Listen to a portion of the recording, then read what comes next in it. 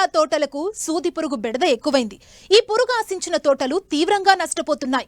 గతేడాది గుర్తించిన ఈ పురుగు ప్రస్తుతం తెలంగాణలోని చాలా ప్రాంతాల్లో ఆశించినట్లు శాస్త్రవేత్తలు గుర్తించారు.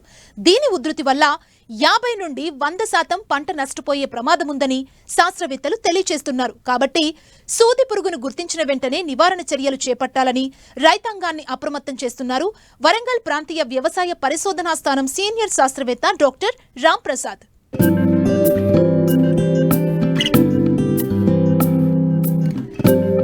నీటి వసతి ఉన్న ప్రాంతాల్లో ఏడాది పొడవునా సాగుకు అనుకూలంగా ఉండే కూరగాయ పంట టమాటా.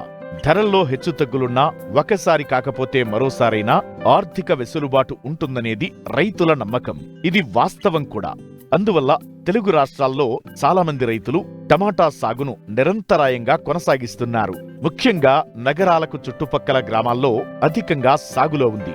అయితే టమాటాకు సూది పురుగు ఉధృతి రైతుకు పెద్ద తలనొప్పిగా మారింది. దీని అసలు పేరు అమెరికన్ పిన్వామ్. ఈ పురుగు 2014లో మొదట మహారాష్ట్రలో కనబడగా అతి కొద్ది కాలంలోనే దేశమంతటా విస్తరించింది. ఈ మధ్య కాలంలో తెలుగు రాష్ట్రాల్లో కూడా సూది పురుగు ఉధృతి పెరిగింది. దీని బెడద వల్ల 50 నుంచి 100% వరకు రైతులు పంట నష్టపోయే ప్రమాదముంది. ఈ పురుగు నివారణకు చేపట్టాల్సిన సస్యరక్షణ చర్యల గురించి తెలియజేస్తున్నారు వరంగల్ ప్రాంతీయ వ్యవసాయ పరిశోధనా స్థానం సీనియర్ శాస్త్రవేత్త డాక్టర్ రామ్ ప్రసాద్. 2014 సంవత్సరం నుండి మనకి ఈ టొమాటోలో ఈ అమెరికన్ పిన్వామ్, దాన్నే మన ఫార్మర్స్ సూది పురుగు అని కూడా అంటారు.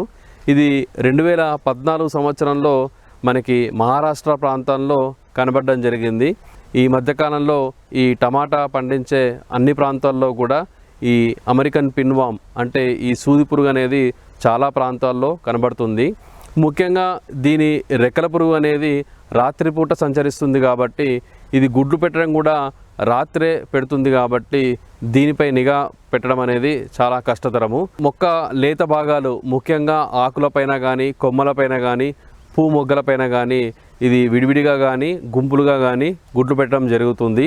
ఈ గుడ్ల నుండి పిల్ల పురుగులు సుమారుగా 4 నుండి 6 రోజుల్లో బయటికి రావడం జరుగుతుంది.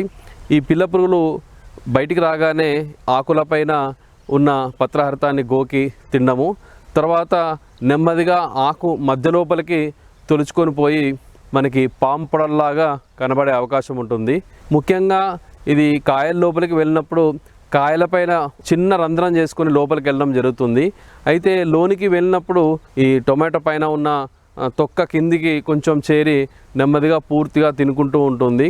అయితే దీన్ని గుర్తించడం ఎలాగంటే మనకి ఈ పైన చేసిన రంధ్రం పైన దీని యొక్క విసర్జితము కనబడే అవకాశం ఉంది కాబట్టి దీని ద్వారా మనం గుర్తించడం సులువు అన్నమాట. దీని ఉధృతి బాగా పెరిగినట్టయితే ఈ పురుగు అన్ని కాయల్లో కూడా ఉండే అవకాశం ఉంటుంది. దీనివల్ల సుమారుగా 50 నుండి 100% కూడా ఒక్కొక్కసారి నష్టం జరిగే అవకాశం ఉంది. మరి దీనికి గాను ఈ లింగాకర్షక బుట్టలు అనేది ఎకరానికి 10 మనము పంట హైట్ కంటే 1 ఫీటు హైట్లో పెట్టి మగ తల్లి రెక్కల పురుగులు దీనిలో పడే అవకాశం ఉంది కాబట్టి దీని ద్వారా మనకి గుడ్ల యొక్క సంఖ్య కూడా తగ్గే అవకాశం ఉంది. అలాగే ఈ లింగాకర్షక బుట్టల్లో మనకి వరుసగా ఒక వారం రోజుల్లో 10 కంటే ఎక్కువ పడినట్టయితే వెంటనే మనము సస్యరక్షణ మందుల్లో ఈ వేప కషాయం కానీ వేప నూనె కానీ మనము పిచికారీ చేసుకున్నట్టయితే ఈ గుడ్లను సునాయాసంగా తొలి దశలోనే చంపే అవకాశం ఉన్నది. ఈ పురుగు ఉధృతి ఇంకా ఎక్కువగా ఉన్నట్టయితే మనము ఈ కొరాజిన్ అనే మందును లీటర్ నీటికి 0.3 ml అంటే 10 లీటర్ల నీటికి 3 ml, లేదా ఎమామెక్టిన్ బెంజోయేట్ అనే మందును 10 లీటర్ల నీటికి 5 గ్రాములు, లేదా స్పైనోసాడ్ అనే మందును 10 లీటర్ల నీటికి 3 ml, లేదా ఈ ఎసిఫేట్ అనే మందును లీటర్ నీటికి 1.5 గ్రాములు, ఇండాక్సాకార్బ్ అనే మందును 10 లీటర్ల నీటికి 5 ml. ఈ మందుల్ని మనము మార్చి పిచికారి చేసుకున్నట్టయితే ఈ పిన్వామ్ అంటే ఈ సూది పురుగును సునాయాసంగా నివారించుకునే అవకాశం ఉంది. ముఖ్యంగా రైతులకు ఇచ్చే సూచన ఏంటంటే ఈ పిన్వాము బాగా ఉధృతి ఉన్నట్టయితే ఈ పంట తీసేసిన తర్వాత మళ్ళీ టొమాటో వేయకుండా వేరే పంటలను మనము పంట మార్పిడి చేసుకున్నట్టయితే కూడా దీని ఉధృతి అనేది చాలా వరకు తగ్గే అవకాశం ఉంది. సూది పురుగు ఆశించిన పంటను తీసేసిన తరువాత కూడా పంట అవశేషాల్లో ఈ పురుగు కోశస్థ దశలు ఉండే అవకాశముంది. అందువల్ల తీసివేసిన పంటను నాశనం చెయ్యాలి. పురుగు కోశస్థ దశలు భూమి పైపొరల్లో ఉండే అవకాశముంటుంది. కాబట్టి ఎండాకాలంలో లోతు దుక్కులు చేసుకుంటే చాలా వరకు ఈ సూది పురుగును నివారించుకునే అవకాశముంటుంది.